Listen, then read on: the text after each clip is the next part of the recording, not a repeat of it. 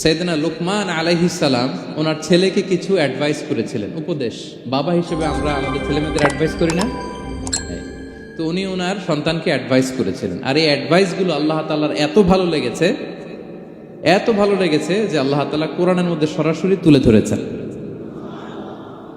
তার মানে আল্লাহ তাআলা বুঝাতে চান আমরাও যেন আমাদের সন্তানদেরকে এই অ্যাডভাইসগুলো করি। এবং আপনি অবাক হবেন, আমরা যখন তাফসিরের ইনডেপথ তাফসিরে যাব, ভিতরে ঢুকবো, আপনি অবাক হবেন যে 3000 বছর আগের সেই উপদেশমালা কিভাবে মডার্ন টাইমের সাথে এত প্রাসঙ্গিক হতে পারে। আজ থেকে প্রায় 3000 বছর আগের piece of advises, 3000 years back in the history. এত আগের উপদেশ, দেখবেন যে মনে হচ্ছে বর্তমান সময়ের জন্য এই উপদেশগুলো আল্লাহ ধরে ধরে কোরআনে তুলে ধরেছেন। তো এই জন্য আমাদের ছেলে মেয়েদেরকে আমরা কি নসিহত করব, এত দিকে তাকানোর দরকার নেই। বাসায় যে সূরা লুকমান খুলবেন, 31তম সূরা, 12 নম্বর আয়াত থেকে 19 নম্বর আয়াত পর্যন্ত, এই 8টা আয়াত আল্লাহ যা বলেছেন আপনি আর ভাবি মিলে সন্তানদেরকে এটা শোনাবেন। গুড ইনাফ, আর কিছু লাগবে। প্রিয় ভাইরা, সন্তান আল্লাহর দেয়া অনেক বড় নেয়ামত। আল্লাহু আকবার। নেককার সন্তান আল্লাহর কাছে চাইতে হয়, চেয়ে নিতে হয়।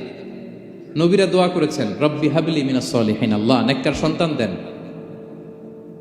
হে আল্লাহ নেককার পুণ্যবান সন্তান দেন। আল্লাহ এমন সন্তান দেন যাদেরকে দেখলে আমাদের চোখ জুড়ায়। রব্বি জাআলনি মুকিমাস সলাতি ওয়া মিন যুররিয়াতি, আল্লাহ আমাকেও নামাজ কায়েমকারী বানান, আমার সন্তানকেও বানান।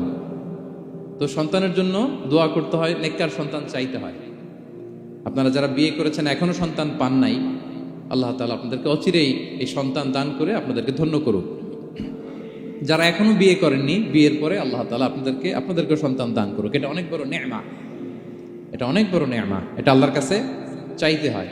তো এই আলোচনাটা সবার সাথে প্রাসঙ্গিক। যারা বাবা তাদের তো লাগবে ইনস্ট্যান্ট, আজকে রাত্রে যেই শোনাইতে পারবেন। যারা বাবা হতে যাচ্ছেন তারাও আগে থেকে জেনে রাখলেন, ওয়েল প্রিপেয়ার্ড। আর যারা এখনো বিয়েই করেন নাই, প্ল্যান করে রাখেন যে এইটা আমি আমার ওয়াইফের সাথে প্ল্যান করে এই নাসিহাগুলো আমার সন্তানদেরকে আমরা শোনাবো। সবাই পড়ুন ইনশাআল্লাহ। এরপর আল্লাহ তাআলা সাইয়েদনা লোকমান আলাইহিস সালাম সন্তানকে কি উপদেশ দিলেন এর পরের আয়াত থেকে শুরু করলেন।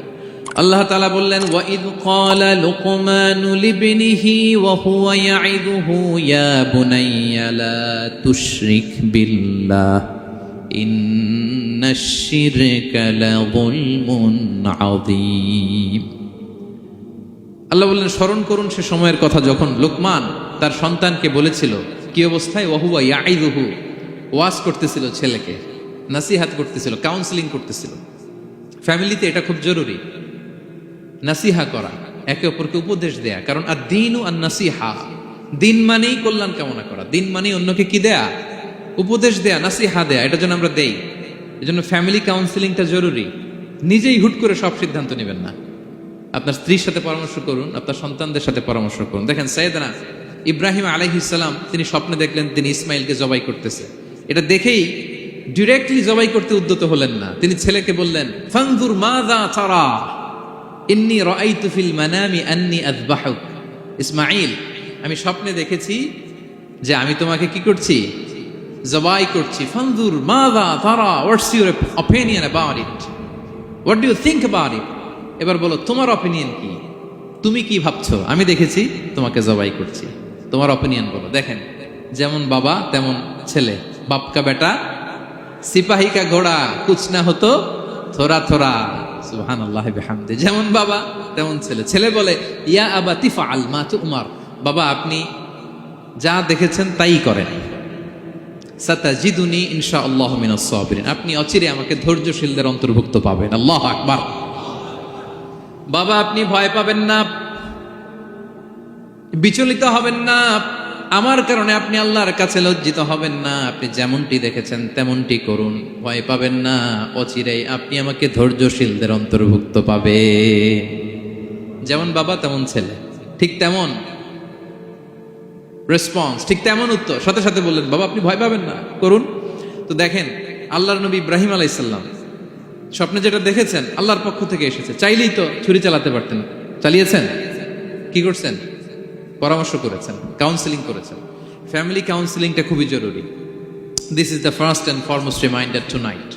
আজকের তাফসির থেকে প্রথম রিমাইন্ডার এটা যে বাসায় আমরা কাউন্সিলিং করব, বড় কোনো সিদ্ধান্ত নিতে গেলে পরামর্শ করব, যেমনটি নবী আলাইহিস সালাম ওনারা করেছেন, ঠিক কিনা? তাহলে সাইয়েদনা লোকমান আলাইহিস সালাম ছেলেকে উপদেশ দিচ্ছেন, আর উপদেশের ভাষা হতে হবে কোমল। দেখেন এখানে আল্লাহ তাআলা যেটা ব্যবহার করেছেন, ইয়া বুনাইয়া, যারা আরবি জানেন, বুনাইয়া শব্দটা কিন্তু সাধারণ শব্দ না। হ্যাঁ, ইবনুন থেকে বুনাই মানে খুব আদর করে ছোট্ট বাচ্চাকে আমরা যেটা ডাকি, ও আমার কলিজার টুকরা সন্তান, ও আমার সোনামণি, হ্যাঁ, ও আমার ছোট্ট মণি, ও আমার বাজান, হ্যাঁ, ও আমার আব্বু। আর কি বলেন ছেলে মেয়েদেরকে আপনি? সায়া। কি এটার মানে কি? হ্যাঁ, ইংরেজিতে বললে ডার্লিং। আর ঠিক আছে, ডার্লিং কিন্তু সবাইরে বলা যায়, মানে যাকে আপনি লাভ করেন, ভালোবাসেন, আপনার ছেলেকে ডার্লিং বলতে পারেন, মেয়েকে বলতে পারেন, আপনার ওয়াইফকে বলতে পারেন, অন্য আবার অন্যান্য নারীদেরকে বলা যাবে না, স্ত্রী পর্যন্ত, হ্যাঁ, কাছের যারা এদেরকে। তো মালয়েশিয়ান ভাষা তো আমি জানি না, মালয়েশিয়াতে যেটা বলে ওইটা দিয়ে ডাকবেন, খুব সোহাগ দিয়ে, আদর দিয়ে, কারণ নাসিহাতের ভাষা খুব কোমল হতে হয়। যে নাসিহাত হৃদয় নিংড়ানো মমতা দিয়ে বেরোয়, ওই নাসিহাত অন্যের হৃদয়ে যে টাচ করে। কথা বুঝতে পেরেছেন? যেটা হৃদয় নিংড়ানো ভালোবাসা থেকে বেরোয় নাসিহাত, সেটা আপনার ছেলের হৃদয়ে যে টাচ করবে, ক্লিক করবে। আর যদি রেগে মেগে আগুন হয়ে ওরে ধরেন, নামাজ পড়লি না কেন, এটা করলি কেন, এমনটা হইলো কেন, ও শুনবে? শুনবে না, বিগড়ে যাবে। দেখেন সাইয়েদনা মূসা আলাইহিস সালাম এবং সাইয়েদনা হারুন আলাইহিস সালাম দুজন মিলে যখন ফেরাউনকে দাওয়াত দিতে যাবেন, আল্লাহ বললেন, মূসা তোমার মেজাজ কিন্তু গরম, এই গরম মেজাজ নিয়ে ফেরাউনের দাওয়াত দিলে হবে?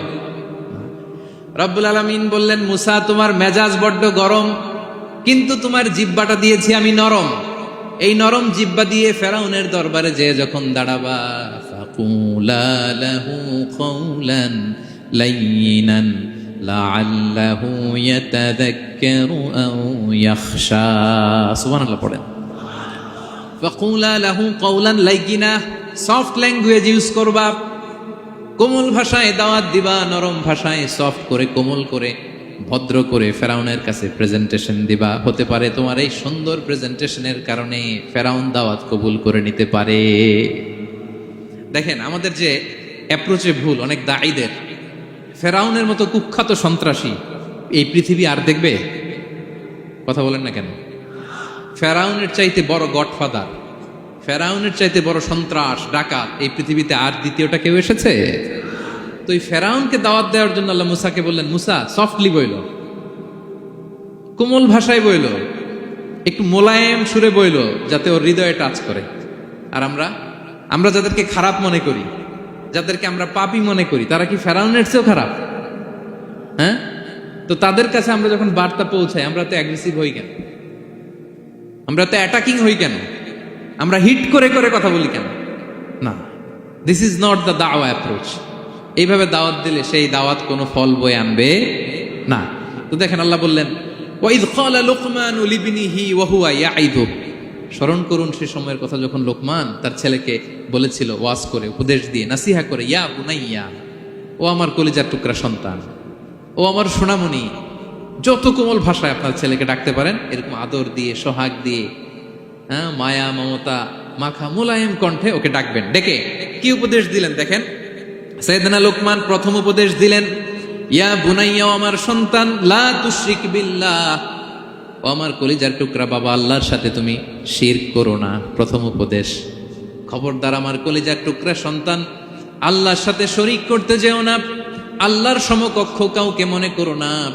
আল্লাহকে যেমনি বড় মনে করো, আল্লাহকে যেমনি রিজিক দাতা মনে করো, আল্লাহকে যেমনি পালন কর্তা মনে করো, গোটা বিশ্বের কোন সৃষ্টিকে এমন মনে করো না।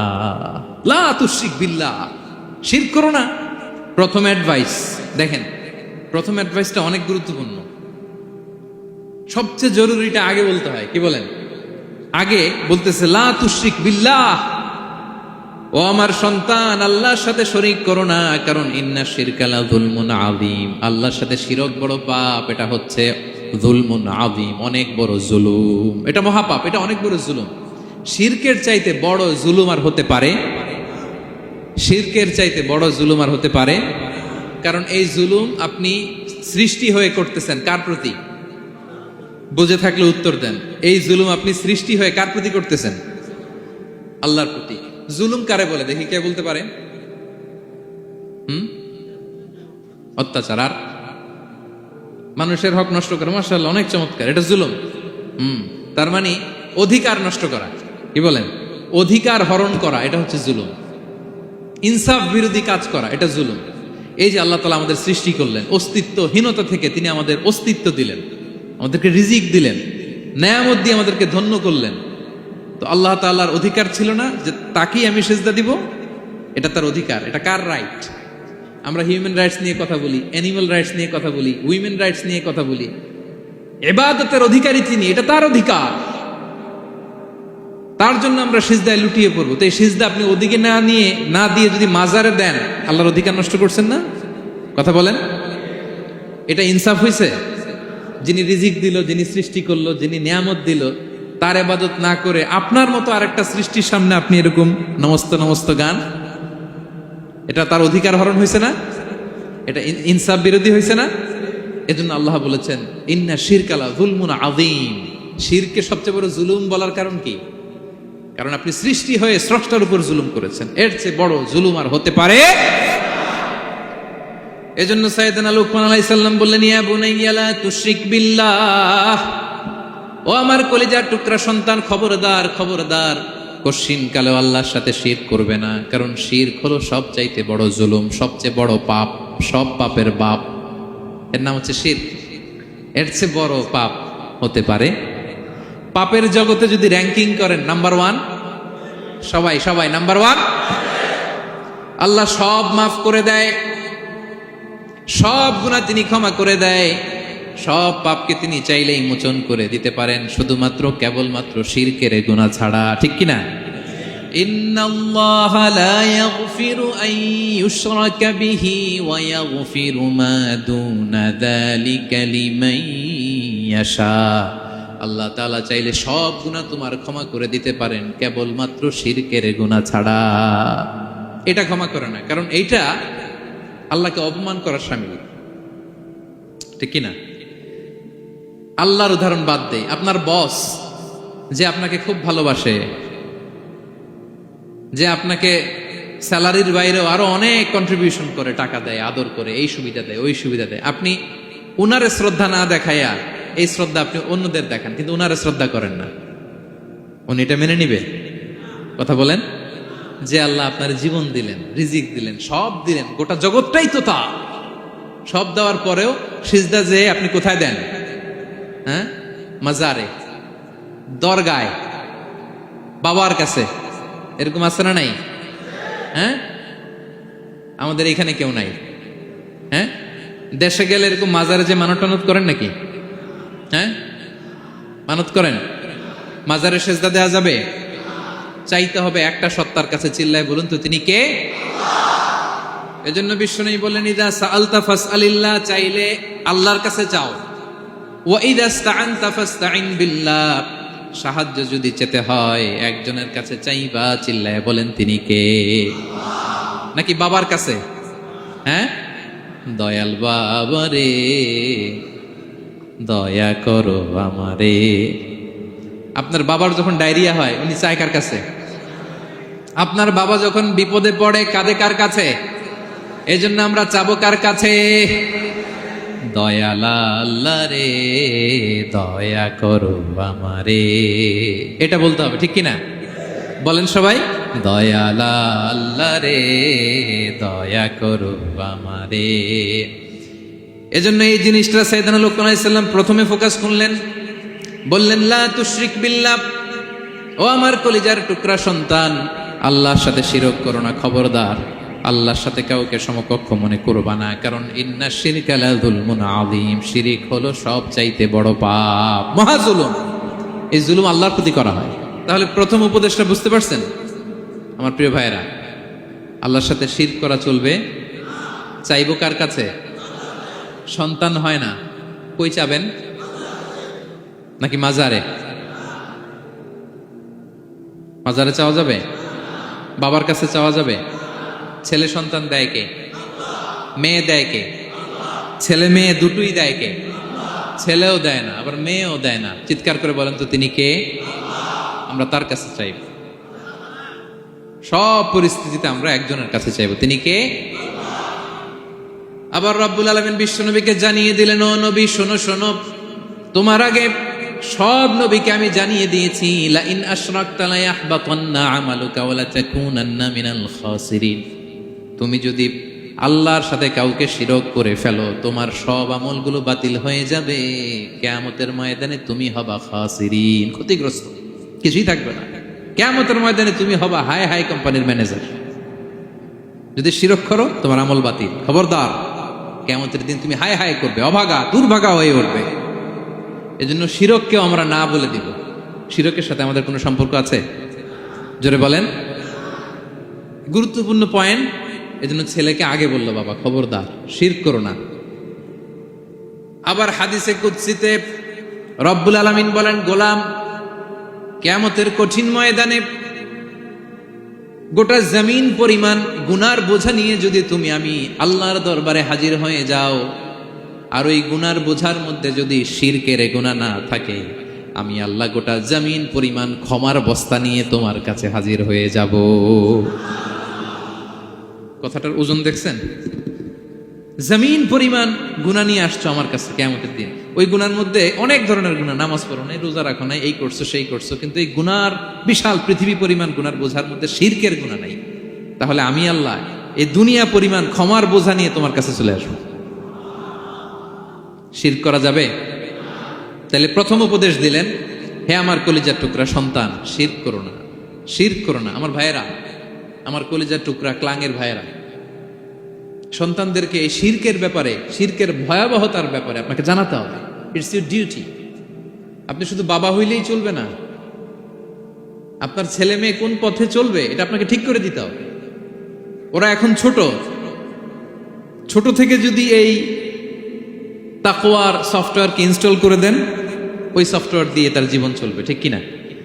হ্যাঁ, ওরা যখন ছোট থাকে কাদা মাটির মতো থাকে, কাদার মাটিকে যেমন ডিজাইন করতে মনে চায় করা যায় না? একই কাদা মাটি দিয়ে বল বানানো যায়, ঘর বানানো যায়, পুতুল বানানো যায়, ওই এটা বানানো যায়, অনেক কিছু বানানো যায়। কিন্তু এটা যখন শুকিয়ে শক্ত হয়ে যায়, আর কিছু করা যায়? হ্যাঁ, আমাদের আঞ্চলিক ভাষায় বলে কাঁচা না নোয়ালে বাঁশ, পাকলে করে। ছোটবেলা থেকেই now this is the high time, ওদেরকে এডুকেট করার এখন মোক্ষম সময়। এটা আপনার রেসপন্সিবিলিটি, বাবা হিসেবে করতেই হবে। নতুন প্রজন্মকে আমাদের বাঁচাতেই হবে, ঠিক কি না?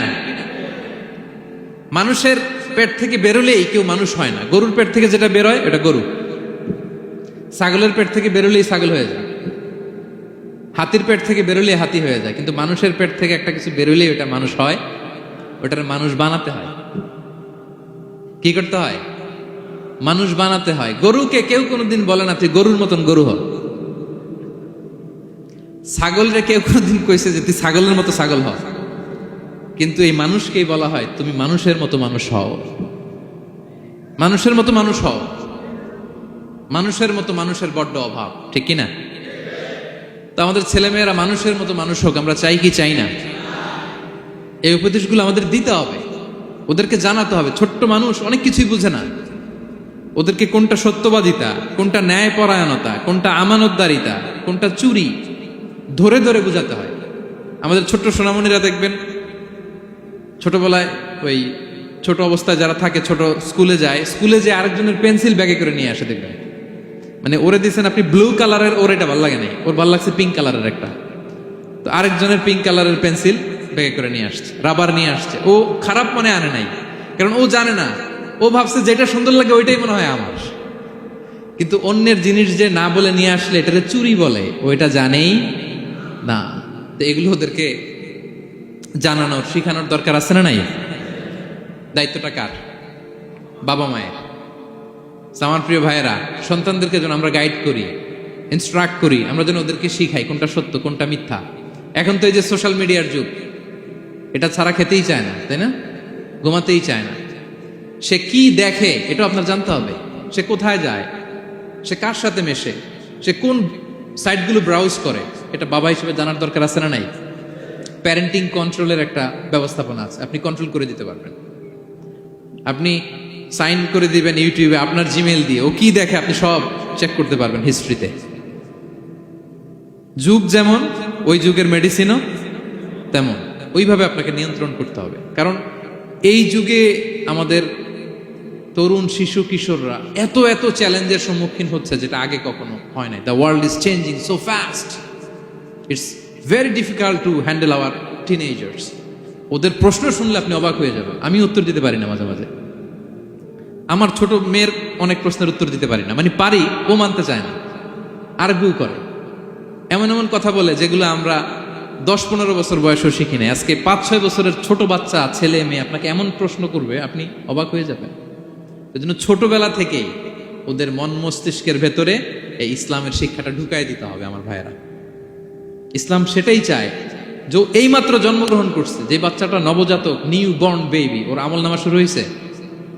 সবাই বলেন, এইমাত্র ভূমিষ্ঠ একটা বাচ্চার আমল নামা শুরু হয়েছে? তারপরে ইসলাম বলে ওর কানের সামনে আল্লাহু আকবার, আল্লাহু আকবার বলে আল্লাহর নামটা ঢুকিয়ে দাও। এখনো আমল নামা শুরু হয় নাই, এখনো ভালো খারাপের কিছুই হয় নাই, তারপরও আল্লাহ বলে দুনিয়াতে আসার সাথে সাথে আজান দিয়ে ইসলামের কথাটা কানের ভেতরে ঢুকায়া দাও। আমাদের দায়িত্ব হচ্ছে ওদেরকে এডুকেট করা। 1 নাম্বার উপদেশ তিনি দিলেন, লা তুশরিক বিল্লাহ, শিরক করুন। শিরক মহাপাপ। এই পয়েন্টটা বুঝতে পারছেন সবাই? উনি বেসিক্যালি ওনার সন্তানকে 9টা উপদেশ দিয়েছিলেন। কয়টা? সবাই বলুন, 9টা। এরপর আল্লাহ তাআলা আরেকটা এক্সট্রা উপদেশ দিয়ে দিয়েছেন, 9 আর 1 মিলে তিলকা আশারাতুন কামিলা, একেবারে ফাইনাল, 10টা হয়ে গেছে, পরিপূর্ণ। তো শিরকের ব্যাপারে সতর্ক করার সাথে সাথে আল্লাহ তাআলা নিজ থেকে একটা উপদেশ দিলেন। আল্লাহ তাআলা কি বললেন? রব্বুল আলামিন বললেন, ওয়াসাইনাল ইনসানা বিওয়ালিদাইহি হামালাতহু উম্মুহু ওয়াহানান আলা ওয়াহান ওয়া ফিসালুহু ফি আমাইনি আনিশকুর লি ওয়া লিওয়ালিদাইকা ইলাইয়াল মাসির। সুবহানাল্লাহ পড়েন। আল্লাহ বললেন, ওয়াসাইনাল ইনসানা বিওয়ালিদাইহি। শিরকের কথা যখন লোকমান সন্তানকে জানালো, এবার আমি আল্লাহ পৃথিবীর মানুষগুলোরে জানিয়ে দিলাম, খবরদার খবরদার, মা বাবার সাথে কখনো খারাপ আচরণ করো না। ওয়াসাইনাল ইনসান, মানুষকে আমি ওসিয়ত করলাম, রেকমেন্ড করলাম, ভার্ডিক্ট জারি করে দিলাম, বিওয়ালিদাই, মা বাবার ব্যাপারে তাদের সাথে সদাচরণ করবে। মা বাবার সাথে খারাপ আচরণ করা যাবে। জান্নাতে একটা দরজা আছে, নাম আল আব, বাবা, আর একটা আল উম, মা। যারা বাবা মার সাথে ভালো আচরণ করছে তারা ওইটা দিয়ে ঢুকবে। সুবহানাল্লাহ পড়েন। এক লোক বললেন, ইয়া রাসূলুল্লাহ, আমার মাকে কাঁধে করে কাবার চারদিকে ঘুরিয়েছি, তাওয়াফ করিয়েছি, প্রচন্ড রোদের মধ্যে আমার মাকে কাঁধে করে কাবার চারদিকে লাব্বাইক লাব্বাইক বলে অনেকবার ঘুরিয়েছি। ইয়া রাসূলুল্লাহ, আপনি আমাকে বলে দেন, ছোটবেলা যখন আমি আমার মায়ের বুকের দুধ খেয়েছি, ওই দুধের শোধটুকু আদায় হয়েছে কিনা? বিষ্ণুই বললেন, কি প্রশ্ন করলা তুমি? লাউ কাতাতা জিলদাক, তুমি যদি তোমার গায়ের চামড়া কেটে জুতা বানিয়ে দাও, চামড়াটা কেটে শুকিয়ে যদি জুতা বানিয়ে তোমার মায়ের পায়ের নিচে দিয়ে দাও, ছোটবেলায় মায়ের বুকের যে দুধ খেয়েছো, একটা দুধের 1 ঢোক দুধ খাওয়ার শোধ আদায় হবে না। 1 ঢোক যে দুধ খাইছো ওইটারই শোধ আদায় হবে। খবরদার খবরদার, বাবা মার ব্যাপারে সাবধান। বিশেষ করে মায়ের সাথে, দুজনের কথাই আল্লাহ প্রথমে বললেন, এরপরে বললেন বিশেষ করে মায়ের সাথে, কারণ হামালাতহু উম্মুহু, বাবা তোমারে পেটে ধরে নাই, পেটে ধরেছে কে? ওয়াহানান আলা ওয়াহান, 10 মাস 10 দিন বোঝার পরের বোঝা, যন্ত্রণার পরে যন্ত্রণা বাবা সহ্য করে নাই, করেছে কে?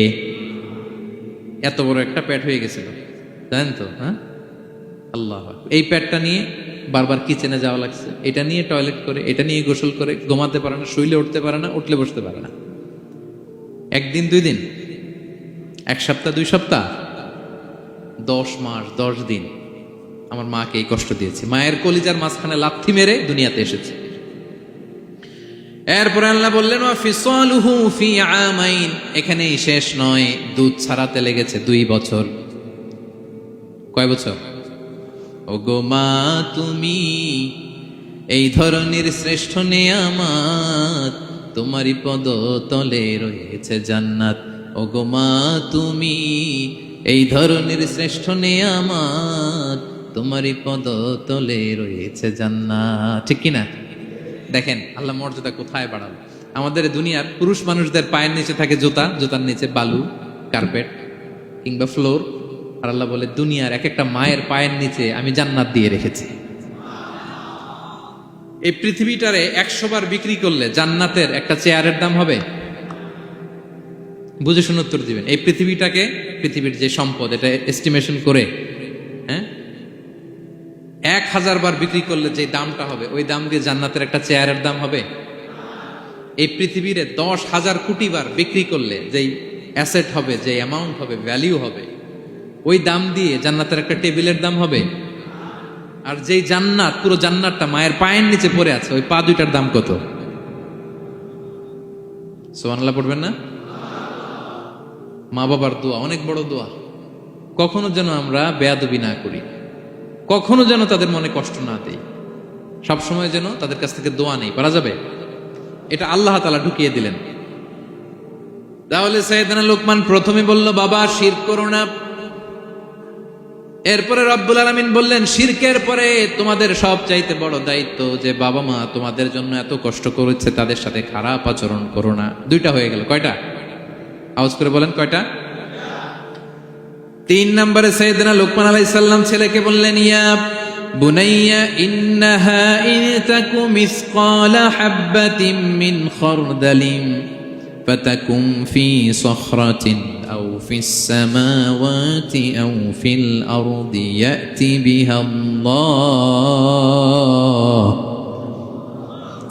ইন্নাল্লাহা লাতীফুন খাবীর। 3 নম্বরে সাইয়েদনা লোকমান বললেন, বাবা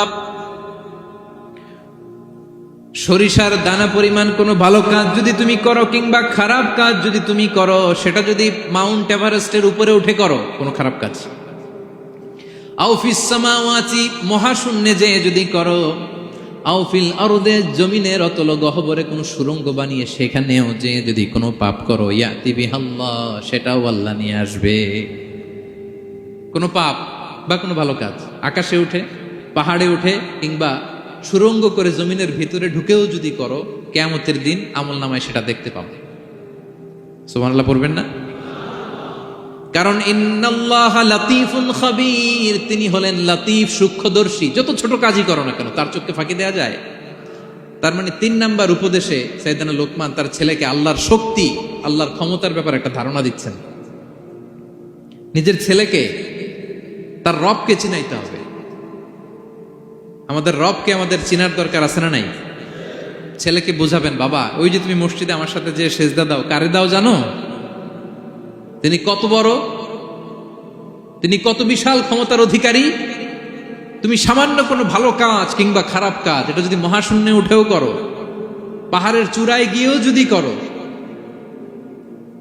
জমিনকে ফেড়ে সুড়ঙ্গের ভেতরে ঢুকেও যদি করো, তার চোখকে কশিনকালেও ফাঁকি দেয়া যাবে। তার মানে 3 নম্বরে আল্লাহর ধারণার ব্যাপারে, শক্তির ব্যাপারে, ক্ষমতার ব্যাপারে, আল্লাহ তাআলার অথরিটির ব্যাপারে, ক্যাপাসিটির ব্যাপারে একটা স্বচ্ছ ধারণা দিয়ে দিল। তুমি জানো নাকি কোন রবের ইবাদত তুমি করো? গোটা দুনিয়ার সবার চোখকে ফাঁকি দেয়া গেল, আল্লাহর চোখকে কশিনকালেও ফাঁকি দেয়া যায় না। ঠিক কি না? এই পৃথিবীতে সবার চোখকে ফাঁকি দেয়া যায় কি যায় না?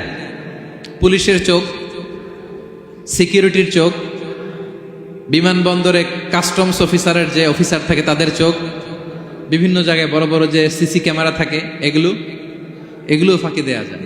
ফাঁকি দেয়া যায় না একজনের চোখ। আওয়াজ করে বলুন তো তিনি কে? ফাঁকি দেওয়া যায়? আচ্ছা বলেন, এই ছোটবেলা থেকেই এই সেন্সেশন, এই অনুভূতি যদি, এই অনুভূতির সফটওয়্যার যদি আপনার ছেলের মাথায় ঢুকায় দেন, এই ছেলে কোনোদিন দুর্নীতি করবে? খাদ্যে ভেজাল দিবে? মাছে ফরমালিন দিবে? প্রতিবেশীকে কষ্ট দিবে? অনিয়ম করবে? অন্যের অধিকার হরণ করবে না। এজন্য ছোটবেলা থেকেই তার রবকে চিনায় দিতে হবে, রবকে চিনায় দিতে হবে। 3 নম্বরে ছেলেকে তিনি বললেন, বাবা অতি ক্ষুদ্র ভালো কাজ কিংবা খারাপ কাজ যেখানেই করো না কেন, কিয়ামতের দিন সেটা তুমি দেখবা। তার মানে তখন থেকে সে বুঝবে, আমি যাই করি না কেন, ভালো করলে এটার একটা প্রতিদান, একটা রিওয়ার্ড আমি পাবো। ঠিক না? আর খারাপ যদি করি এটার শাস্তি আমাকে ভোগ করতেই হবে। আল্লাহর সুপ্রিম কোর্টের কাঠগড়ায় আমাকে দাঁড়াতেই হবে। নিক্তি পাল্লা, মাওয়াজিন আল কিসত, ন্যায়ের মানদণ্ড আল্লাহ সেদিন স্থাপন করবেন। আমরা যেটা মিজানের পাল্লা বলি, এটা মূলত ন্যায়ের মানদণ্ড। সামান্য ক্ষুদ্রাতি ক্ষুদ্র জিনিস দিলেও ওইখানে টের পাওয়া যায়। সুবহানাল্লাহ পড়েন। আচ্ছা, আমরা যে চাল কিনি, ডাল কিনি, ধরেন 10 কেজি চালের একটা বস্তা কিনছি, দেখবেন যে অনেক সময় মাপটা একুরেট হয় না। 10 কেজির চেয়ে হয়তো একটু বেশি অথবা হয়তো একটু কম, এরকম হয় না অনেক সময়? 5 কেজি কিনছেন এক দোকান থেকে, আরেক জায়গায় যে ভালোভাবে মাপ দিয়ে দেখবেন যে একটু বেশি হয়েছে অথবা একটু কম হয়েছে, ঠিক কিনা? আল্লাহ যে মিজানের পাল্লা সেদিন বসাবেন, ওইখানেও তো এরকম হবে। হ্যাঁ, কেমন হবে? فَمَن يَعْمَلْ مِثْقَالَ ذَرَّةٍ خَيْرًا يَرَهُ, পড়ুন, وَمَن يَعْمَلْ مِثْقَالَ ذَرَّةٍ شَرًّا يَرَهُ।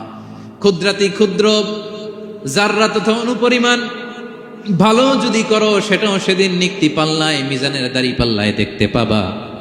ক্ষুদ্রাতি ক্ষুদ্র খারাপও যদি করো, সেদিনও মিজানের পাল্লায় সেটা তুলে দিবে কে? জাররা মানে খুবই ক্ষুদ্র। কতটুকু ক্ষুদ্র আমি উদাহরণ দিয়ে বুঝাই। শীতের সকালে টিনের ঘরে যারা কোনোদিন থেকেছেন, এখানে তো শীত নাই, মালয়েশিয়াতে সারা বছর গরম। শীতের সিজনের কথা মনে আছে তো আপনাদের?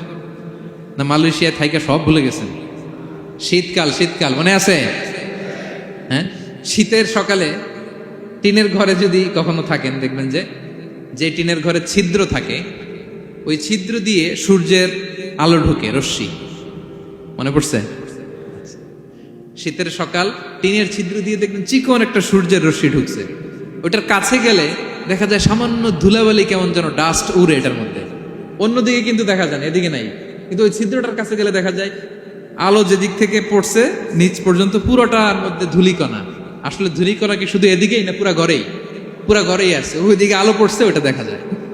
ওই যে ছোট্ট সূর্য রশ্মির মধ্যে কাছে গেলে যে ছোট্ট ছোট্ট ধুলিকণা দেখা যায়, ওইটার নাম হচ্ছে যাররা। যাররা, ফামান ইয়ামাল মিসকালা যাররাতিন খাইরান ইয়ারা।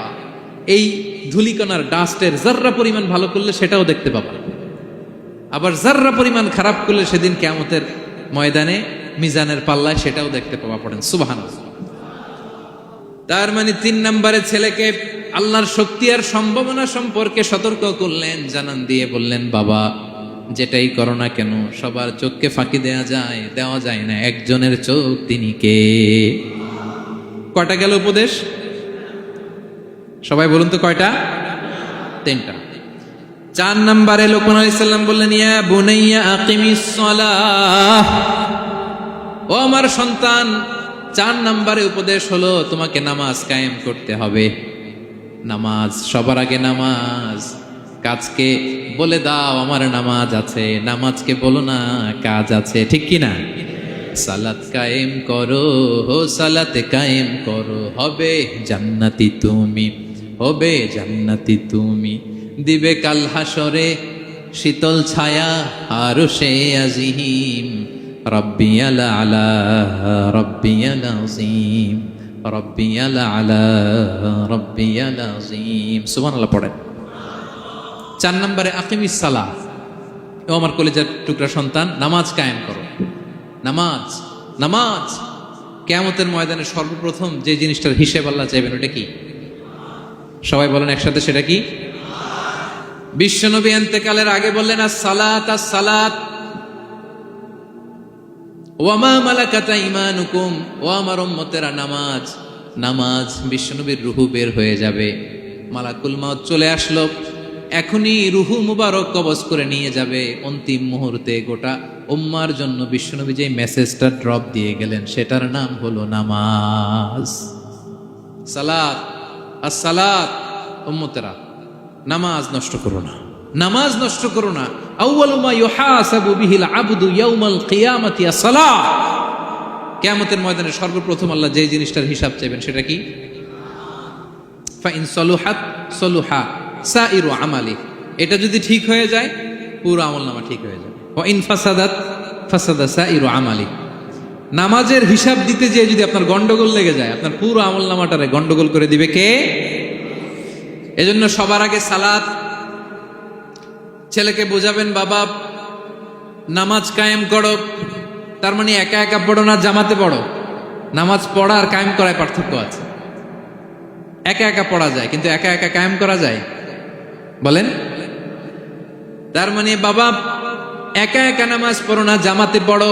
বিকেল বেলায় তোমার বন্ধুকে নিয়ে খেলার মাঠে যখন ক্রিকেট খেলতে খেলতে মাগরিবের সময় হয়ে যায়, একা একাই মসজিদে যাবা না, তোমার বন্ধুরেও নিয়ে যাবা। একা একা জান্নাতে গেলে মজা আছে? সবাই মিলে একসাথে গেলে কেমন হয়? হ্যাঁ, সবাই মিলে একসাথে জান্নাতে যাওয়া লাগবে না? তার মানে ছেলেরে বুঝালেন বাবা একা একা নয়, সবাইকে নিয়ে নামাজ পড়ো বাপ, জামাতে পড়ো বাপ। গোটা সমাজটারে মুসল্লি সমাজ বানাবা, এটার নাম হচ্ছে ইকামাতুস সালাহ। ছেলেকে বললেন আকিমিস সালাহ, ও আমার কলিজার টুকরা বাজান নামাজ কায়েম করো। বিষ্ণু ইসা ইসলাম বললেন মুরু সুবিয়ানাকুম বিসসালাতি ওয়া হুম আবনাউ সাবউ সিনিন, তোমাদের ছেলে মেয়েদের বয়স যখন 7 হয় তখন থেকে নামাজের আদেশ করো। ওয়াদরিবুহুম আলাইহা, আর তাদেরকে শাসন করো। ওয়াদরিবুর অনেক অর্থ হতে পারে, শাসন করো, একটু রূঢ় আচরণ করো, প্রয়োজনে মৃদু প্রহার করো। যখন তাদের বয়স হয়ে যায় 10, বয়স হয়ে যায় 10 কিংবা তার উপরে, আমাদের ছেলে মেয়ে আছে বয়স, দেখি কয়জন আছে দিকে 10 বছরের। হ্যাঁ দেখছেন, কঠোর হইতে হবে আপনাদের, যদি নামাজ না পড়ে হাত নামান। 7 পর্যন্ত নিয়ে যাবেন সাথে করে। বয়স যখন 7 হয়, বারবার যখন সালাতের কথা বলবেন সাথে করে নিয়ে দাঁড়াবেন। জুমার দিন মসজিদে নিয়ে যাবেন, মাঝে মাঝে নামাজে নিয়ে যাবেন। 7, 8, 9 এই 3 বছরের ট্রেনিং এ 10 বছর তো এমনি পাক্কা নামাজে হয়ে যাবে, ঠিক কি না? নাকি বলবেন হুজুর আমি তো পড়ি না, আমারই তো খবর নাই। হ্যাঁ, ছেলেরা যে বলবো বাবা নামাজ কায়েম কর, এর আগে কিন্তু নিজের মুসল্লি হইতে হবে। এটা বুঝতে পারতেছেন তো? হ্যাঁ, ছেলেকে বলতে হইলে আগে নিজের মুসল্লি হইতে হবে। নামাজের ব্যাপারে নো কনসিডারেশন, কোনো ছাড় নাই। সালাত আপনাকে পড়তেই হবে যে কোনো পরিস্থিতিতে। এজন্য 7 বছর বয়স থেকে বিশ্বনবী ওয়ার্নিং দিতে বলেছেন। 10 বছর বয়স হলে প্রয়োজনে রূঢ় আচরণ করো, শাসন করো, প্রয়োজনে মৃদু প্রহার করো। খবরদার, খবরদার। একসাথে মাঝে মাঝে নিজেরাও ঘরে বলবেন। মসজিদে তো যাবেনই, বাইরে বৃষ্টি, যেতে পারছেন না, নিজেই ইমাম হয়ে দাঁড়ায় যান। আপনার ছেলে 2 জন আপনার পিছনে দাঁড়াবে, আপনার স্ত্রী আর মেয়েরা তার পরের কাতারে দাঁড়াবে। হ্যাঁ, নারী পুরুষ একই কাতারে দাঁড়াতে পারে না। অথবা আপনার ছেলেটার ইমাম বানায় দেন, ও নামাজ পড়াইতেছে আপনারা পড়তেছেন, ভালো লাগবে না? A family that prays together stays together, ইংরেজিতে একটা কথা বলি, a family that prays together stays together. যে ফ্যামিলি একসাথে নামাজ পড়ে, এই ফ্যামিলি একসাথে টিকে থাকে শান্তিতে অনেক দিন, ঠিক কিনা? এজন্য ঘরে মাঝে মাঝে জামাতে নামাজ পড়বেন, ঘরটারে বরকত দিয়ে পূর্ণ করে দিবে কে? এজন্য সাইয়েদনা লুকমান বললেন আকিমিস সালাহ, আমার কলিজার টুকরা সন্তান নামাজ, নামাজ নষ্ট করো না, নামাজ নষ্ট করো না। অনেক ফ্যামিলি আছে, অনেক ফ্যামিলি নিজেও নামাজি, ছেলে মেয়েদেরকেও নামাজের কথা বলে, পড়ায়। জোহর পড়তে দেয়, আসর পড়তে দেয়, মাগরিব পড়তে দেয়, এশা পড়তে দেয়, ফজর পড়তে দেয় না। ফজর নিয়ে টেনশন নাই, কেন? বলতেছে ঘুমায় হুজুর। কি করে? আমার কলিজার টুকরা সন্তান ঘুমায় হুজুর। কাঁচা ঘুম কেমনে ভাঙাই? আচ্ছা, ফজরের সময় যদি আপনাদের কন্ডোমিনিয়ামে আগুন লাগে কি করবেন?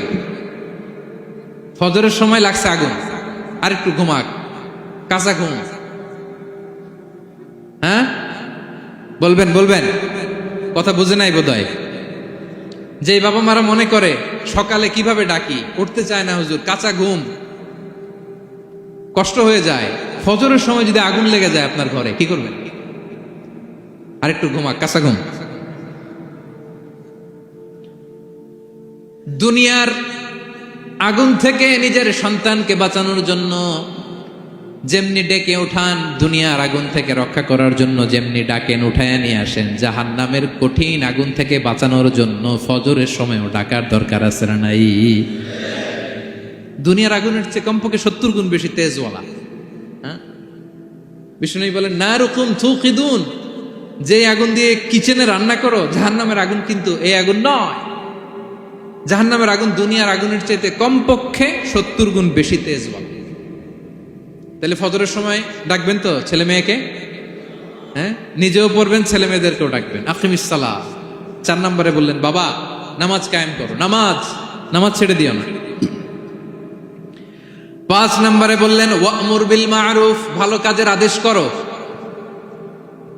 6 নম্বরে বললেন ওয়ানহা আনিল মুনকার, খারাপ কাজ থেকে নিষেধ করো। দেখেন কি বাবা ছিল সাইয়েদনা লোকমান। ছেলেরা বললেন, নামাজ পড়ার পরে বললেন ওয়ামুর বিল মারুফ, ভালো কাজের আদেশ করবা, ভালো কাজের আদেশ করো। ওয়ানহা আনিল মুনকার, মন্দ কাজ থেকে নিষেধ করো। আমরা অনেকে নিজেরাই ভালো করি, নিজেরাই ভালো কাজ করি, অন্যদেরকে বলি না, এরকম আছে না নাই? সমাজে পাপ হলে, অন্যায় হলে আমরা কথা বলতে চাই না, এরকম আছে না নাই? নিজেই নামাজ পড়বে, চোখ বন্ধ করে তাসবিহ পড়তে থাকে, কিন্তু মুসলিম উম্মার উপর কারবালা হয়ে যাচ্ছে, তার কোনো টেন নাই, এরকম আছে না নাই? গোটা বিশ্বে মুসলমানদের উপর দিয়ে কি যাচ্ছে, সমাজে কি চলছে তার কোনো আন্দাজ নাই, খোঁজ খবর নাই, শুধু নিজেই জিকির করে, এরকম আছে না নাই? না, আযাব আসলে, গজব আসলে শুধু এই কাফের মুশরিকদেরই মারে না, মুমিনদেরও মারে, ঠিক কি না? আল্লাহ বলে ওই আযাবকে ভয় করো, ওয়াত্তাকু ফিতনাতাল লা তুসিবান্নাল্লাযীনা যালামু মিনকুম খাসসা। ওই আযাবকে ভয় করো, এই শাস্তিকে ভয় করো, যে শাস্তি যখন আমি পাঠাই ওই শাস্তি দিয়ে শুধু জালেমদেরকে মারি না, আলেমদেরকেও মারি, ঠিক কি না? কারণ তুমি আলেম হয়ে বসেছিলে কেন? তুমি সমাজকে বাঁচাও নাই কেন? শুধরে দাও নাই কেন? শুদ্ধাচারের অভিযানে তুমি নামো নাই কেন? ঠিক কিনা? তুমি একা একা জিকির করে তোমার আল্লাহর ওলি হইতে বলছে কে? গোটা সমাজকে তোমার বাঁচাতে হবে। একটা জাহাজ 2 তলা, আপনি আছেন 2য় তলায়, নিচ তলায় একদল লোক জাহাজের তলা ছিদ্র করতেছে।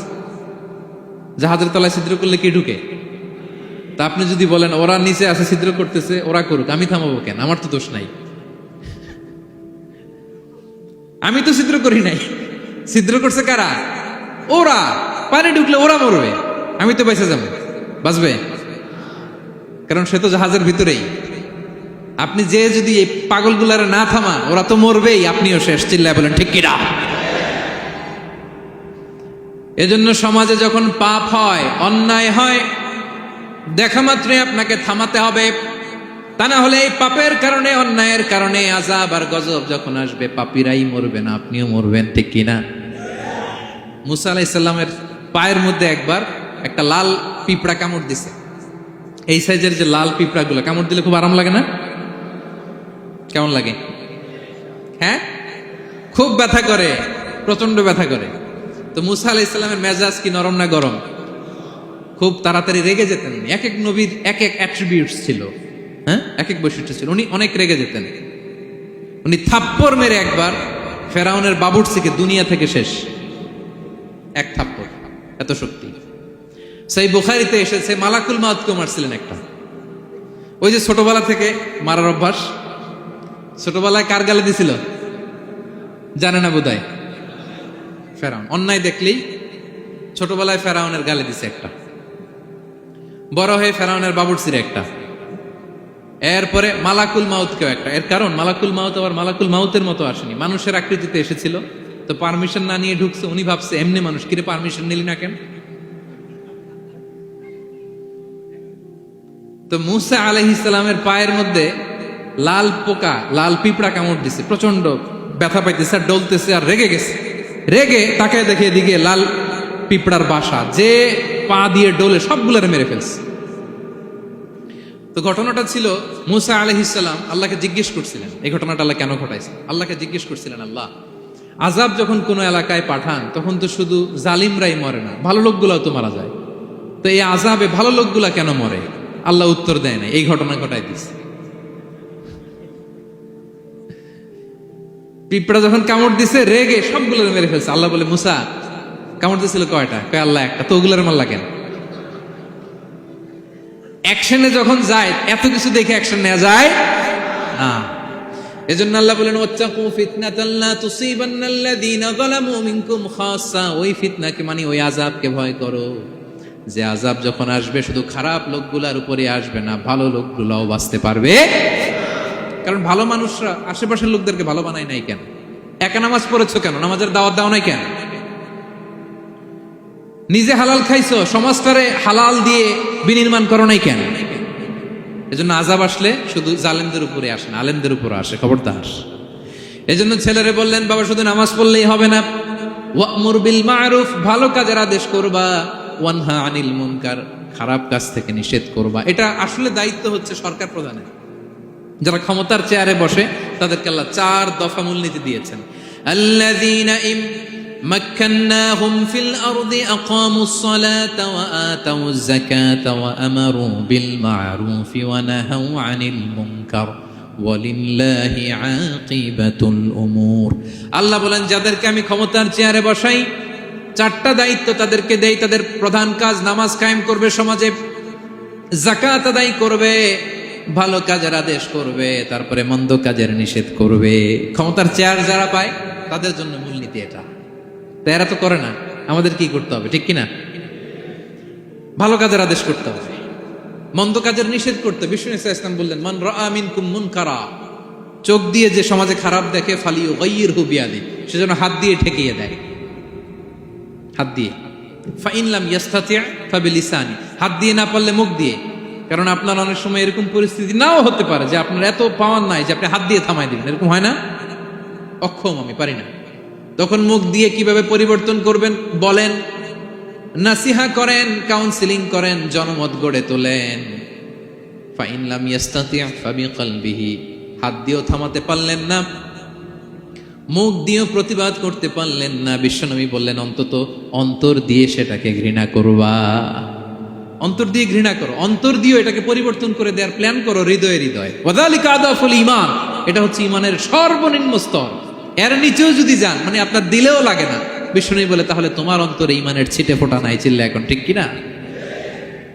এজন্য ভালো কাজের আদেশ করো, মন্দ কাজের নিষেধ করো। নামাজের পরপর সাইয়েদনা লোকমান বললেন, বাবা নিজেই ভালো করো না, সমাজে ভালো ছড়িয়ে দাও। ছড়াই দিতে হবে, ভালোকে ছড়াই দিতে হয়, সংঘবদ্ধ জীবন যাপন করতে হয়, আপনাকে দাঁড়াতে হবে, আপনাকে হিম্মত করতে হবে। হিম্মতটাই হচ্ছে ইসমুল আযম, ইসমুল্লাহিল আযম। ইসমে আযম মানে আল্লাহর এমন একটা নাম যেটা দিয়ে দোয়া করলে আল্লাহ কবুল করে। এটা কি? কেউ বলে ইয়া হাইয়ু ইয়া কাইয়ুম, কেউ বলে ইয়া রহমান ইয়া রাহিম। অনেক মুফাসসিরিন, অনেক মুহাদ্দিসিন এক একটা বলছে যে এইটা হতে পারে, এটা হতে পারে। অনেকে বলছে হিম্মতটাই হচ্ছে ইসমে আযম। তুমি হিম্মত করে আল্লাহর কাছে চাও, গোটা দুনিয়া পাল্টে যাবে, ঠিক কিনা? এজন্য সমাজের পরিবর্তনের জন্য আপনাকে আগে আসার দরকার আছে না নাই? ছেলেকে দেখেন, সুবহানাল্লাহ বিহামদি, কিভাবে ছেলেরে গড়ে তুলতে হয়। প্যারেন্টিং লেসন ফ্রম সূরা লোকমান। কিভাবে আপনি প্যারেন্টিং লেসন বের করে আনবেন, বাবা হিসেবে কিভাবে আপনি ছেলেকে গড়ে তুলবেন। নামাজের পরপর সাইয়েদনা লোকমান বললেন, ভালো কাজের আদেশ করবা, মন্দ কাজের নিষেধ করবা। এরপরে বললেন, ওয়াসবির আলা মা আসাবাক ইন্না যালিকা মিন আজমিল উমুর। লোকমান বললেন, ওয়াসবির আলা মা আসাবাক, বিপদে ধৈর্য ধরো। কারণ লোকমান আলাইহিস সালাম ভালো করেই জানেন যে নামাজ কায়েমের আন্দোলন করে, যে সত্যের পথে আহ্বান করে, যে অন্যায় কাজে বাধা দেয়, সমাজ তারে ওয়েলকাম করে না। তার জীবনে দুঃখ আছে, তার জীবনে দুঃখ আছে, তার উপরে হামলা হতে পারে, মামলা হতে পারে, তাকে দেশ ছাড়া করা লাগতে পারে।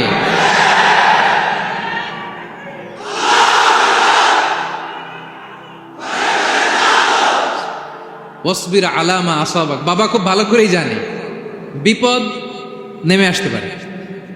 যে নামাজ কায়েমের আন্দোলন করে, যে সৎ কাজের আদেশ করে, অসৎ কাজে বাধা দেয়, তাকে থামানোর জন্য, হ্যাঁ, তার অগ্রযাত্রাকে রুখে দেওয়ার জন্য, তার রাস্তাকে ব্লক করার জন্য যুগে যুগে সমাজে সমাজে আছে না নাই? আছে। ঘাবড়ে গেলে চলবে না।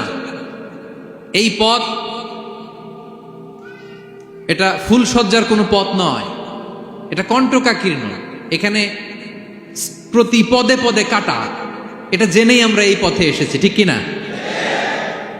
এজন্য আমাদেরকে রুখে দেয়া যাবে না। আমরা সত্যের কথা বলেই যাব, আমরা অন্যায় দেখলে প্রতিবাদ করেই যাব। প্রতিবাদ করবেন, দাঁড়াবেন। আপনি দাঁড়ালেই দেখবেন পরিস্থিতি অন্যরকম হয়ে গেছে। দাঁড়ান না যে আপনি, অন্যায় করতেছে আপনি দাঁড়ান না কেন? অপরাধ করতেছে আপনি থামান না কেন? আপনার বোনের বয়সী একটা মেয়েকে টিজ করতেছে কিছু ছেলেরা, আপনি দাঁড়ান না কেন? ওদের 10 জনের চেয়ে আপনার শক্তি অনেক বড়। সত্যের যে শক্তি আছে, মিথ্যা তার সামনে মুখ থুবড়ে পড়ে। আপনি দাঁড়ান, আপনি জিজ্ঞেস করেন এরকম করতেছো কেন, টিজ করতেছো কেন? আপনি ওখানে জনমত গড়বেন। আপনি দাঁড়ালে আরো 10 জন দাঁড়াবে, ঠিক কিনা? দাঁড়াতে আপনাকে হবে, সাহস করে দাঁড়াতে হবে। সালাত কায়েমের আন্দোলন যারা করে, সৎ কাজের আদেশ যারা দেয়, মন্দ কাজ থেকে নিষেধ যারা করে, তাদের জীবনে পরীক্ষা আছে না নাই? এজন্য সাইয়েদনা লোকমান বললেন, বাবা যেই নাসিহত তোমাকে দিচ্ছি এটা পালন করলে বিপদ আসবে, কিন্তু ঘাবড়ে যেও না, আতঙ্কিত হয়েও না। ওয়াসবির আলা মা আসাবাক, বিপদে ধৈর্য ধরো, ধৈর্য ধারণ করতে হবে। সবর, সবর নিয়ে কোথায় যেন আলোচনা করেছিলাম যে সবর এটা এমন একটা গাছ যে গাছের চারদিকে থাকে কাটা, কিন্তু ফলটা বড় মিষ্টি। সবর বাংলা জানেন তো কি? ধৈর্য। ধৈর্য এমন একটা গাছ যে গাছের চারিদিকে কাটা, কিন্তু ফলটা মিষ্টি, সুস্বাদু। এই সুস্বাদু ফল খেতে হলে এই কাটাগুলো সহ্য করতে হবে। ধৈর্য। ছোট্ট ছেলে মেয়েদেরকে ননির পুতুল করে গড়ে তুলবেন না, খবরদার। ওদেরকে কষ্ট সহিষ্ণু করে গড়ে তুলবেন। আপনি থাকতেই কষ্ট করা শিখান, তার জীবনটা স্মুথ হবে, তার ক্যারিয়ারটা ব্রাইট হবে, তার ভবিষ্যৎটা সুন্দর হবে। ছেলেমেয়েরা কিছু চাইলেই সাথে সাথে দিবেন না। অনেক বাবা মা আছে এত আদর করে, এত বেশি আহ্লাদ করে, যা চায় তাই দেয়, পরে হিতে বিপরীত হয়, ঠিক কিনা? ছেলে মেয়েকে অভাব শেখান, ছেলে মেয়েকে কষ্ট শেখান, ওদেরকে সংগ্রাম শেখান, প্রতিকূল পরিবেশে কি করে টিকে থাকতে হয় এটার সবক শেখান। সেদিন লোকমান তাই করলেন, ছেলের সবর শিখাইলেন যে বাবা ধৈর্য ধারণ করো, আতঙ্কিত হবা না। জীবন এটা সহজ নয়, জীবন চলার পথ সহজ নয়, এটাকে সহজ করে নিতে হয়। কখনো সবর করে, কখনো ক্ষমা করে, কখনো অন্যকে ইগনোর করে, কখনো দোয়া করে, কখনো আল্লাহর উপর তাওয়াক্কুল করে, ঠিক কিনা? ছেলে মেয়েকে আদর করে বোঝাবেন, বাবা এখন তুমি বাবার হোটেলে খাও, মায়ের হোটেলে ঘুমাও, সারা জীবন এমন চলবে না। দুনিয়াটা বড্ড কঠিন, এখানে কেউ কাউরে জায়গা করে দেয় না, নিজের জায়গা নিজেরই করে নিতে হয়, ঠিক কিনা? ছোটবেলা থেকেই তাকে দৃঢ় মনোবলের করে তুলতে হবে যে বাবা দুনিয়াটা এত সহজ নয়, এটা সহজ করে নিতে হয়। This is the life hacks. এই লাইফ হ্যাকগুলো আপনি শেখাবেন, লাইফ লেসনগুলো শেখাবেন। ধৈর্য ধরো, সৎ কাজের আদেশ দাও, মন্দ কাজের নিষেধ করো। এগুলো করতে গেলে একটু বাধা বিপত্তি আসবে, কিন্তু শেষ হাসিটা তুমিই হাসবে, ঠিক কিনা? বিজয় তোমারই হবে। কি বলেন? সময়ই কথা বলে, সময়ই কথা বলে। বিপদে ধৈর্য ধরো। বিশ্বনবী আল্লাহ বললেন, ওয়াসবির আলা মা ইয়াকুলুনা ওয়াহজুরহুম হাজরান জামিলা। নবী হে, বিপদে ধৈর্য হারা হবেন না। ভালো সময় সামনে আসছে, মক্কায় আপনারে কষ্ট দেয়, গণক বলে, জাদুকর বলে, পাগল বলে, মদিনাতে বিজয় আপনারই হবে, ঠিক কিনা? ছেলে মেয়ে যেন আশাবাদী হয়ে গড়ে ওঠে, হোপফুল, আতঙ্কিত যেন না হয়। কষ্ট শিখান, ধৈর্য শিখান। আচ্ছা গেল। এরপর তিনি বললেন, ওয়ালা তুসাইর খাদ্দাকা লিন্নাস। ও আমার কলিজার টুকরা সন্তান, ওয়ালা তুসাইর খাদ্দাকা লিন্নাস, অহংকার করে মানুষ থেকে মুখ ফিরিয়ে নিও না। ছেলেরে এবার সোশ্যাল বানানোর চেষ্টা করতেছেন, হ্যাঁ? ওয়ালা তুসাইর খাদ্দাকা লিন্নাস। দেখেন একটার পর একটা, প্রথমে স্রষ্টারে চিনাইলেন, তাই না? এরপরে স্রষ্টার ক্ষমতা সম্পর্কে শিখাইলেন, এরপরে আধ্যাত্মিকতা শিখাইলেন, এরপরে ইবাদত কি সেটা জানালেন, এরপরে তিনি সোশ্যাল এঙ্গেজমেন্ট কিভাবে করবেন, সোশ্যাল রিফর্ম কিভাবে করবেন শিখালেন। এবার মানুষের সাথে কিভাবে মিশতে হয় সেটা শিখাচ্ছেন। মানে পিপল ওরিয়েন্টেড হও। ওয়ালা তুসাইর খাদ্দাকা লিন্নাস, অহংকার করে মানুষের থেকে মুখ ফিরিয়ে নিও না, মুখ ছিটকাবে না। মানুষকে সম্মান করো, মানুষের সাথে মেশো, বি পিপল ওরিয়েন্টেড। আমাদের অনেক ছেলে মেয়েরা মানুষের সাথে মিশতে পারে না। দোষ কার? বাবা মায়ের, শেখায় না। একটা সময় আমাদের মনে আছে, ছোটবেলায় মেহমান আসলে আমরা এত খুশি হইতাম, কি বলেন? মেহমানের কাছে যাইতাম, সূরা শোনাইতাম, কবিতা শোনাতাম, এটা খেলতাম, ওইটা করতাম, যাওয়ার সময় আমাদেরকে টাকা দিয়ে যেত, হায় রে খুশি। এখন দেখবেন টেনে হিসেবে মেহমানের সামনে আনা যায় না। এরকম আছে না নাই? অনেক ফ্যামিলিতে এরকম আছে, যে তারা সারাদিন ডিভাইস নিয়ে, এই ডিভাইস আসক্তি এত মারাত্মক পর্যায়ে পৌঁছেছে যে তারা মানুষের সাথে মিশতে পারে না। এই পাবলিক ওরিয়েন্টেশনটা অনেকের নাই, পিপল ওরিয়েন্টেশন নাই। অনেক ছোট বাচ্চা, মেহমান আসছে, তুমি একটু আসো, সালাম দাও, বসো, আসতে চায় না, বসতে চায় না, কারণ ওরা শিখানো হয় না। সারাদিন দিয়ে রাখছে কি হাতে? মোবাইল। এই জন্য ছোটবেলা থেকে আমরা যেন সামাজিক বানাই, বাচ্চাকে যেন শেখাই, বাবা মুরব্বীকে দেখলে সালাম দিতে হবে। কি করতে হবে? ওরা শিখাবেন। অনেক সময় ছোট বাচ্চারা না বুঝে দারোয়ানের সাথে খারাপ আচরণ করে, ঘরের কাজের বুয়ার সাথে খারাপ আচরণ করে, ড্রাইভারকে বকা দেয়, আছে না নাই? ভদ্রতা, ডিসেন্ট ম্যানার আপনি শিখান নাই, তো শিখবে কোত্থেকে?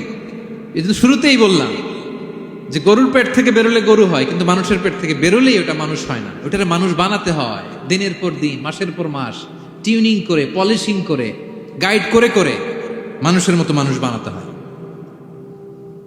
তাহলে ছেলেনে বললেন, ওয়ালা তুসাইর খাদ্দাকা লিন্নাস, তোমার চেহারাকে মানুষ থেকে ফিরিয়ে নিও না, গণমুখী হও, মানুষের সাথে মেশো। ছেলে মেয়েদেরকে এটা বলবেন।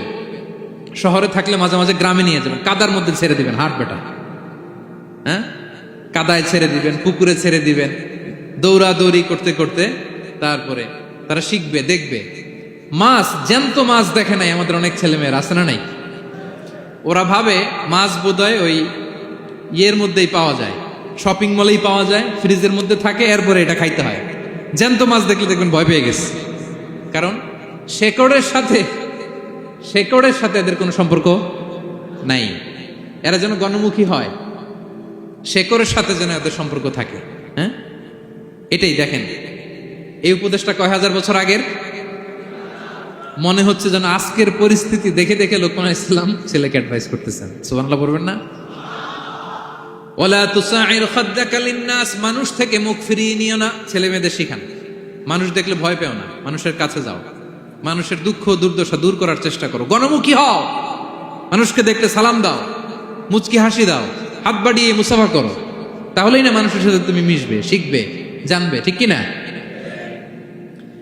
এরপরে বললেন, ওয়ালা তামশি ফিল আরদি মারাহা, আমার কলিজার টুকরা সন্তান, অহংকার করে রাস্তা দিয়ে হেঁটো না, কারণ ইন্নাল্লাহা লা ইউহিব্বু কুল্লা মুখতালিন ফাখুর, আল্লাহ অহংকারীকে পছন্দ করেন না।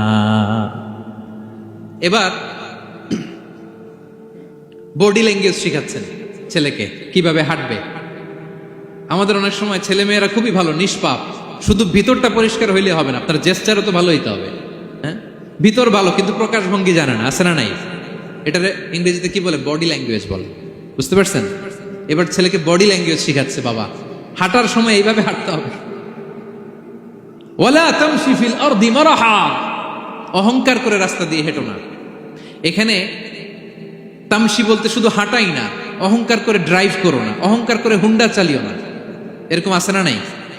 আমাদের ইয়াং ছেলে মেয়েরা হুন্ডা একটা পাইলে এমন আওয়াজ করে তারা চলবে, অসুস্থদের ক্ষতি হয়, ছোট বাচ্চারা ভয় পেয়ে যায়, মাঝরাতে মানুষ লাফ দিয়ে ওঠে ঘুম থেকে। এরকম আছে না নাই? আমাদের সন্তানরা যেন এরকম না হয়। রাস্তা দিয়ে চলতে বিনয়ের সাথে হাঁটতে হবে, ভদ্রভাবে হাঁটতে হবে, কারণ রহমানের বান্দারা অহংকারী হয় না, তারা বিনয়ী হয়, ঠিক কি না? وعباد الرحمن الذين يمشون على الأرض هونا وإذا خاطبهم الجاهلون قالوا سلاما, রহমানের বান্দারা রাস্তা দিয়ে যখন হাঁটে দাম্ভিকতার সাথে হাঁটে না, অহংকারের সাথে হাঁটে না, বিনয়ের সাথে রাস্তা দিয়ে তারা চলাফেরা করে, ঠিক কি না? তো ছেলেকে হাতে ধরে ধরে বডি ল্যাঙ্গুয়েজ শিখাচ্ছে, বাবা অহংকার করে হেঁটো না, মানুষের অহংকার সাজে না, অহংকার সাজে একজনের, তিনি কে? অহংকার কার চাদর? আল্লাহ বলে, এই চাদর ধরে যদি কেউ টান দেয় ওরে আমি জাহান্নামে নিক্ষেপ করি, ফালা উবালি, আই ডোন্ট কেয়ার, ওরে আমি জাহান্নামে ফেলবো। অহংকার করার কি আছে আমাদের? কিছুই নাই, ঠিক কি না? ডায়রিয়া যদি হয়, লুজ মোশন যদি হয়, 5 বার টয়লেটে গেলে এরপরে চেহারার দিকে তাকানো যায়? বিছানায় পড়ে হা হু করতে শুরু করে, তো কিসের অহংকার আপনার? লুজ মোশন 3 দিন যদি হয়, হায় রে, চেহারার দিকে তাকানো যায় না, সুন্দর চেহারা ফ্যাকাশে হয়ে গেছে, তো এই মানুষের অহংকার করা সাজে না। ছেলেকে বিনয়ী হওয়া শেখাতে হবে, বাবা বিনয়ী হও, তোমার বডি ল্যাঙ্গুয়েজটা সুন্দর করো, তোমার কথা বলায়, তোমার চলনে বলনে সবকিছুতে যেন একটা মাধুর্যতা থাকে, একটা কোমলতা থাকে, শেখানোর দরকার আছে না নাই? সব শেষে সাইয়েদনা লোকমান ছেলেকে বললেন, ওয়াকসিদ ফি মাশিকা ওয়াগদুদ মিন সাওতিকা ইন্না আনকারাল আসওয়াতি লাসাউতুল হামির। ওয়াকসিদ ফি মাশিক ওয়াগদুদ মিন সাওতিক। তাহলে কিভাবে হাঁটবা? হাঁটার ক্ষেত্রে একটা মিডিয়াম পেস অবলম্বন করো। মিডিয়াম পেস, ভদ্রভাবে, হ্যাঁ, মিডিয়াম মধ্যমপন্থী পন্থায় তুমি হাঁটো। তোমার হাঁটার মধ্যে যেন একটা মুনশিয়ানা ভাব থাকে, তোমার হাঁটা চলাফেরায় যেন একটা ভদ্রতার ছাপ থাকে। এটা তো হাতে ধরে ধরে শিখাইতে হবে, নাহলে শিখবে না তো, বুঝবে না তো সে। ওয়াগদুদ মিন সাওতিক, কণ্ঠটাকে মোলায়েম করো। ইন্না আনকারাল আসওয়াতি লাসাউতুল হামির, কর্কশ গলায় কথা বলো না। আমাদের অনেক ছেলেমেয়েরা অনেক শাউট করে, আছে না নাই? কেউ কি শাউটিং পারসনকে পছন্দ করে? আমরা লাইক করি? Nobody likes a shouting person. আপনি মালয়েশিয়ানদেরকে দেখেন কত কোয়াইট এন্ড কাম। হাজার হাজার মানুষ একটা প্রোগ্রাম করতেছে, একটা সাউন্ড নাই। আমাদের তো অনেক বলতে হয়, অনেক অ্যানাউন্সমেন্ট, অনেক এই সেই। ওদেরকে কিছু বলতে হয় না। ওদের আমি অনেক বড় বড় প্রোগ্রামে জয়েন করেছি। হাজার হাজার মানুষ, একটা ছোট্ট ইনস্ট্রাকশন, লাইন ধরে সবাই সেটা মেনে নেয়। ছেলেকে শিখাই দিলেন চলতে ফিরতে একটা মাঝারি মোলায়েম ভদ্র একটা পেস অবলম্বন করো, আর কণ্ঠটাকে নিচু করো, কর্কশ ভাষী হয়েও না। কেউ পৃথিবীতে কর্কশ ভাষীকে পছন্দ করেন? যারা চিৎকার করে চেঁচামেচি করে, আল্লাহ তাদের কণ্ঠকে গাধার কণ্ঠের সাথে তুলনা করেছেন এখানে। The braying ass. গাধার আওয়াজের চাইতে পৃথিবীতে নিকৃষ্ট কোনো আওয়াজ হতে পারে? আল্লাহ বলে, তুমি কি তোমার কণ্ঠকে গাধার আওয়াজের মতো করতে চাও? যদি না চাও, কণ্ঠটাকে মোলায়েম করো। কর্কশ ভাষায় কখনো মানুষকে সম্বোধন করো, কারণ কর্কশ ভাষীকে, এই শাউটিং পারসনকে কেউ কখনো পছন্দ করে না। তো এই উপদেশগুলো আমাদের ছেলে মেয়েদেরকে দেওয়ার দরকার আছে না নাই? আল্লাহু আকবার। প্রজ্ঞায় সুসজ্জিত এই উপদেশ মালাগুলো সে 3000 বছর আগে যেমনি প্রাসঙ্গিক ছিল, এখনো তেমনি প্রাসঙ্গিক। এই উপদেশগুলো আমরা ছেলে মেয়েদেরকে দিতে পারবো তো? এই 10টা উপদেশ মালা বুঝতে পারছেন আপনারা? সবাই বুঝতে পারছেন? মনে থাকবে? খেয়াল থাকবে? আমি 1 মিনিটে একটু রিভাইজ করি। কি কি উপদেশ দিলেন? প্রথমেই শুকরিয়ার কথা আল্লাহ নিজে বলেছেন, শুকরিয়া করো। আমরা যেন যে কোনো পরিস্থিতিতে শুকরিয়া করি, করলে নিয়ামত বাড়াই দিবে কে? এরপর সাইয়েদনা লোকমান ছেলেকে সর্বপ্রথম যে উপদেশটা দিলেন সেটা হলো, বাবা কি করো না। সবাই বলুন, কি করো না। কারণ শিরক হচ্ছে সবচাইতে বড় পাপ। আল্লাহ সব মাফ করে, শিরকের গুনাহ তিনি মাফ করে। এরপর আল্লাহ তাআলা নিজ থেকে আরেকটা উপদেশ ঢুকাই দিলেন, সেটা হচ্ছে কার সাথে ভালো আচরণ করো? মা বাবার সাথে। মা বাবা যদি বদদোয়া দেয়, আপনার জীবনে কখনো উন্নতি আসবে? এরপরে তিনি ছেলেকে বললেন, বাবা আল্লাহ তাআলা এমন ক্ষমতার অধিকারী, যেখানেই যে পাপ করো, ভালো কাজ করো, সবার চোখকে ফাঁকি দেয়া গেল, আল্লাহর চোখকে ফাঁকি দেয়া যায়?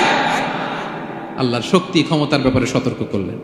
এরপরে তিনি ছেলেকে বললেন, নামাজ কায়েম করো, নিজেও পড়ো, সমাজের সবাইকে নিয়ে পড়ো।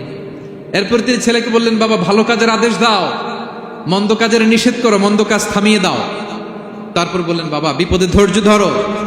এরপরে বললেন, গণমানুষের সাথে মেশো, পিপল ওরিয়েন্টেড হও। এরপর ছেলের বডি ল্যাঙ্গুয়েজ ঠিক করে দিলেন। মনে আছে তো আপনাদের?